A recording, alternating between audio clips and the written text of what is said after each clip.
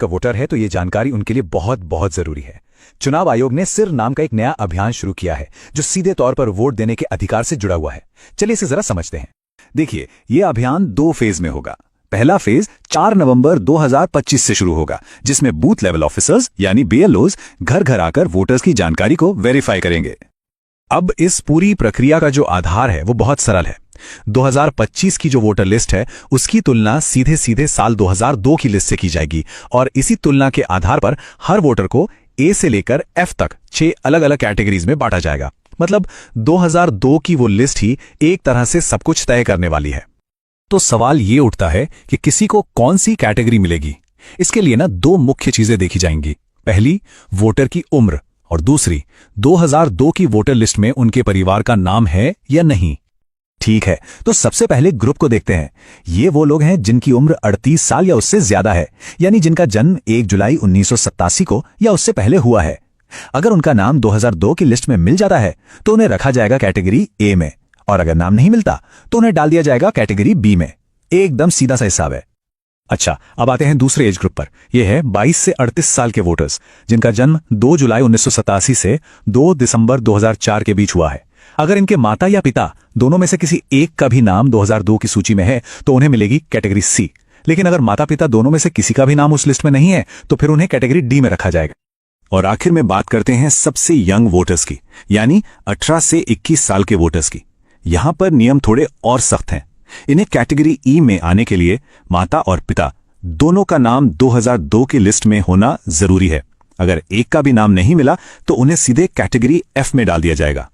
तो ये जो A B C D categories हैं, इनका आखिर मतलब क्या है?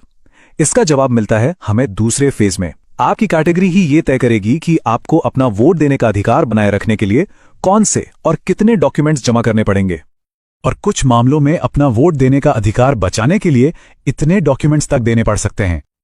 चलिए इस टेबल को जरा ध्यान से समझते हैं। अगर कोई कैटेगरी ए में है तो बहुत बढ़िया, उन्हें कोई प्रूफ नहीं देना होगा।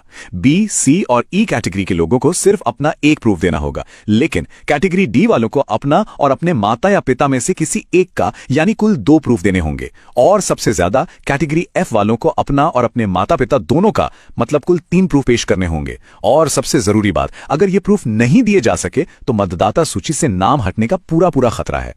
तो अब सबसे बड़ा सवाल, आखिर किया क्या जाए? घबराने की जरूरत बिल्कुल नहीं है। कुछ बहुत आसान कदम हैं जो अभी से उठाए जा सकते हैं ताकि आगे चलकर कोई भी परेशानी ना हो। तो सवाल यह है कि पहले फेज की तैयारी के लिए हम अभी से, राइट नाउ, क्या कर सकते हैं? देखिए, हमारा लक्ष्य होना चाहिए कि हम सबसे आसान कैटेगरीज ए, सी और ई में आ जाएं। इसके लिए क्या करना होगा? जिनकी उम्र 41 साल से ज्यादा है वो 2002 की लिस्ट से अपना नाम, भाग संख्या और क्रम संख्या ढूंढकर अपने बीएलओ को दे दें। जो 21 से 38 साल के हैं वो अपने माता या पिता में से किसी एक की 2002 की लिस्ट की जानकारी अपने बीएलओ को दे दें। और जो 18 से 21 साल की युवा वोटर हैं वो अपने माता और पिता दोनों की 2002 की जानकारी निकालकर अपने बीएलओ को दे दें। एक बात याद रखिए, अभी से ये थोड़ी सी मेहनत करने का फायदा बहुत बड़ा है। जब पहले फेज में बीएलओ वेरिफिकेशन के लिए आएंगे ना, तो उनके लिए आपको ए, सी या ई जैसी आसान कैटेगरी में डालना बहुत सिंपल हो जाएगा और आप भविष्य की बड़ी मुश्किलों से बच जाएंगे। आखिर में ये सारी मेहनत सिर्फ किसी दस्तावेज के लिए नहीं है। जैसा कि इस गाइड में कहा गया है, ये इसलिए है ताकि हमारा वोट देने का अधिकार बरकरार रहे और हम लोकतंत्र को बचा सकें। तो जागरूक रहिए, अपनी जानकारी तैयार रखिए और इस जरूरी संदेश को दूसरों तक भी जरूर पहुंचाइए।